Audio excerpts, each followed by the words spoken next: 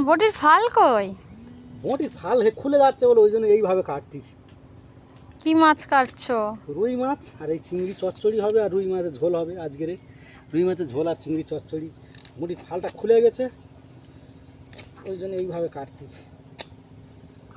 বটির ফালটা খুলে গেছে, ফালটা খুলে গেছে বলে এইভাবে কাটা হচ্ছে। এভাবে মাছ কাটা যায়? এইভাবে মাছ কাটা যাবে না? সব কাটা যাবে, সব কাটা হয়েছে। দেখ না, ফ্যাঁস ফ্যাঁস করে কেটে দিচ্ছে।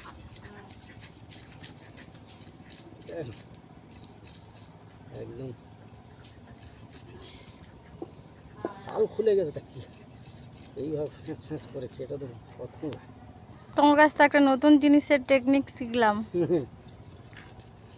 মাছ কাটতে কত লাগে।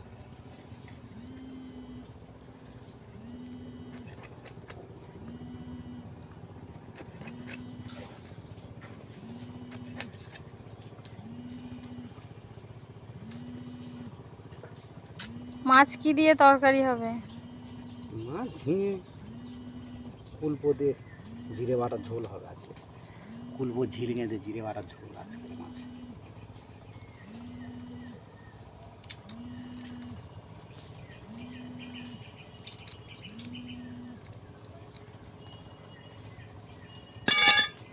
বটির ফাল খুলে গেছে, সে ফাল আর